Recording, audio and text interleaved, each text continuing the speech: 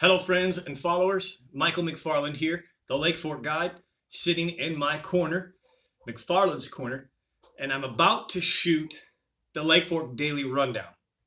It's Thursday and I haven't shot a daily rundown this week, yet I've fished every day this week. Under the circumstances, first of all, I apologize to you, but it's virtually impossible for me to film this every single day. I thought it was an awesome idea. But sometimes when I spend 14 hours at the lake, it's just too much. So we are going to change things up just a little bit. And all we're doing is changing what we call it. So we're going to call it the Lake Fork Rundown, but it's still going to have all the daily content. It'll just be whenever I can post it, kind of as is, and I'll cover the grounds of what's happening. So we're going to call this the Lake Fork Rundown for June 2nd, 3rd, and 4th. Heck, we can go the 1st. I think the 1st was Monday. So Monday through today, we're going to give you the Lake Fork Rundown. All right? Appreciate your patience with that.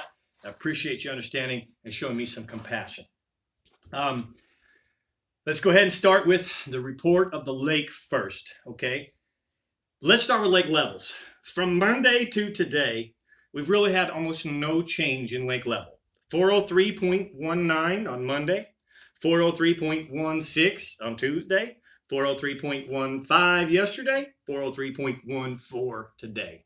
Very stable lake. That little, very extremely minor dropping is the rate of flow and a little bit of municipal use. Okay? Water clarity, awesome. 2 to 3 foot visibility. Had a fish on a day or two ago, main lake down off Dale Point, and I just couldn't believe how, maybe even deeper, 4 feet I could see the fish, by 3 feet, crystal clear water. I'm loving it. Lake Fork green, very healthy. Water temperature parameter. I don't have a temperature parameter for the Monday because I only did it twilight. I did not launch the boat in the morning to give you the parameters. The rest of the week, we're doing just what I want. We're starting to get warmer and warmer. The hotter the water, the higher the metabolism, the more frequent the bass will feed. Tuesday, 78.2. End of the day, 82.4. Wednesday, 80.4. End of the day, 82.7. Today, 81.7 in the morning, 82.4 at the end of the day. Came in a little bit early today, and I'll tell you about it why. Today I was actually filming with a very good friend of mine, Joe Coker, and I really seem to have a jinx catching a big bass under camera. I always have my whole life. For whatever reason, you put the camera on me when it's my turn to get it on camera, boy, I just have the jinx. We broke that today. Anyways, let's get to the fishing now. Monday evening, I had a twilight. The evening twilight's really, the fishing just has not got as really awesome as it's capable of being. The evening bite is usually one of the best bites here on Fork in June and July. It still has not got going. This Monday, we only had a couple of fish. They were Lake Fork specials. One was a 6-pound plus fish, if I am right. And I really had a good time. I had John come out. It was a free trip. It was kind of a makeup deal.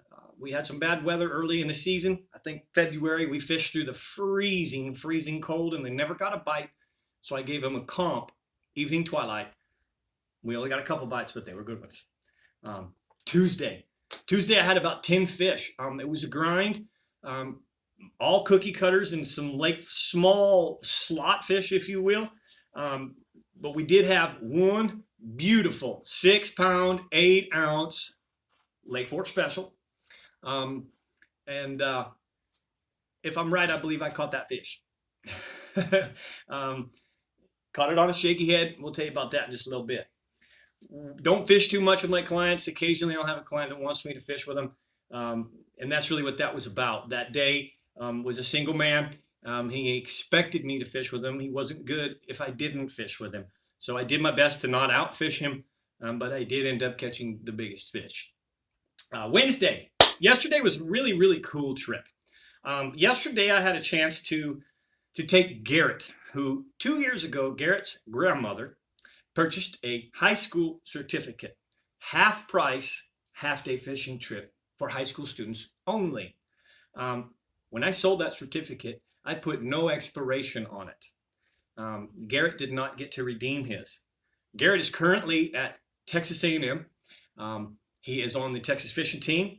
He brought his good friend John, and let me tell you, them two boys could fish. Yesterday was a grind, and we only put about a half a dozen fish in the boat. But John did catch a big 6-pound, 6-ounce bass and lost another fish that, you never know until you see it. But John had caught a 6-6, and he was pretty confident that that fish that got away pulled so much harder that it was a real big fish. Catfish, carp, bass, in fairness, respectful, we didn't see it, but I saw the rod load. And my 6-power signature jig rod loaded all the way to the 8th guide. There's 10 guides on that rod. It loaded deep into the 8th. Whatever it was, turtle if it was huge. Today, the grind is real. We are in what farmers would call harvester's moon. The moon rises at 4 or 5 in the evening. Crack of dawn when I'm heading out to the lake this morning, I see it setting. That's not good for fishermen. The morning was dead. Caught a couple squeakers. My friend Joe, good friend Joe, caught a couple small cookie cutters. Carolina rigging the cutter worm. It was a grind. I caught one and only one fish today. But no, I'm sorry. I take that back. I did catch a second fish. I caught about a 3.5 pounder on a jig. Both my fish came on a jig.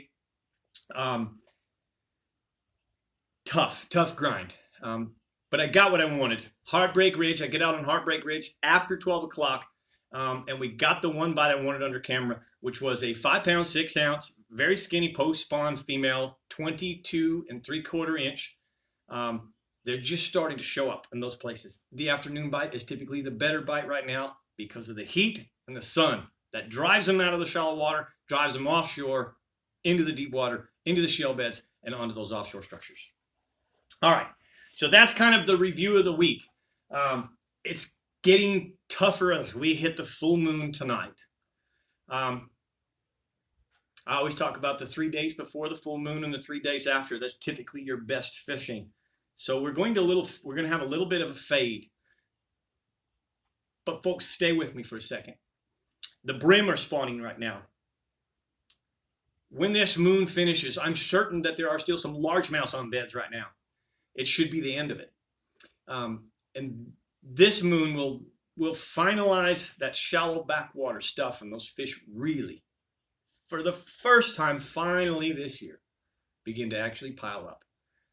We're seeing good amounts of fish offshore, but it's not the big numbers that we're used to. They're still scattered.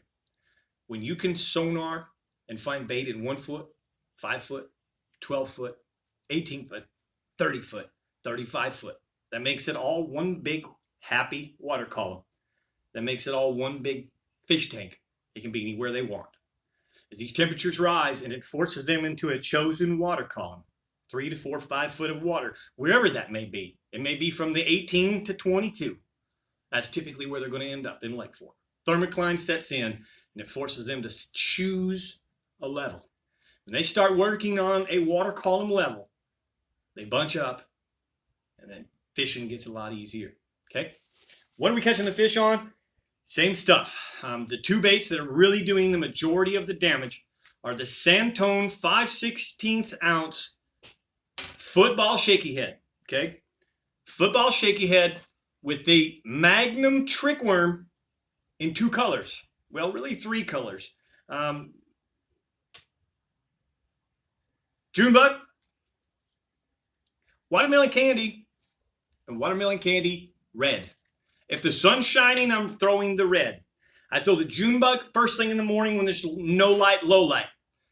As the sun gets high, I get on that watermelon red. If I have cloud cover all day, I throw the watermelon candy. Okay, forget the red if there's no sun shining. That's a tip. All right. The other bait that we're throwing that's really catching the bigger fish time and time again, you've heard me talk about it, but that's the Santone football jig. 3/4 ounce Santone football jig, Pake's perch with a 4.5 inch Rage Craw lobster in green pumpkin. I'd have had somebody on YouTube, I think it was YouTube or Facebook or something, they commented that they'd like a little more detail. And so here I'm going to give you some more detail. A little bit anyways. Pake's perch is probably my most favorite color. Right now, the brim are spawning, and there's nothing better than bass revenge. The bass got hassled by the brim when they were trying to spawn. The bass love to have revenge on this brim while the brim try and spawn. So that's why this little window right now is so important to be using brim colors. Your watermelon candies, dip the tail chartreuse, you will find better success. Okay, I'm throwing these on 2 different rods. The shaky head I'm throwing on a real-time MB 7'3", 1225 with the McFarland signatures added. The jigs I'm throwing them, and that basically is a 5-power rod. The jigs I'm throwing them on a real-time rod MB 7'3", 1530 power. That means it's a 6-power rod, 15-pound to 30-pound fishing line. It's a very powerful rod. The fish I caught today was in the net or at the side of the boat to be netted in less than a minute and a half from hook set. Very important. I throw both of those baits on 20-pound fluorocarbon. I use the Seagar red label because I change it as frequent as possible, usually every week, and this economics makes sense. If you aren't doing that, if you're a tournament fisherman, I highly recommend you use the Sunline or the Sunline Sniper or Shooter. Those are your best bet. But basically, 2 different rods, a little heavier power for the jig rod. I'm throwing them with the Tatulas, the Tatula 150 on the worming rod, the Tatula 100 on the jig rod, 8-to-1 gear ratios so you can stay with those big fish. They tend to be, when you set the hook on those big fish in the deep water, man, they come straight for the surface. And if you can't keep up with them, when they get to the surface, they throw the jig. So I've got the 8-to-1 gear ratio to keep up with those fish. Other than that, I hope that's enough detail for you. If you need more detail, watch for one of my McFarland corners. I haven't shot a June corner yet. It should be a 45-minute to hour show, and I'll have a whole lot more detail in that when I do. Most likely coming this Sunday. All right, folks, that is the Lake Fork Rundown. I am Mike McFarland, and I appreciate you all watching. I wish you all the very best, and I hope for some awesome fishing. Somebody catch a big one and send me some pics. Give me a thumbs up if you enjoyed the show. Comment below. Any questions, I'll do my best to answer. God bless, and thanks for watching.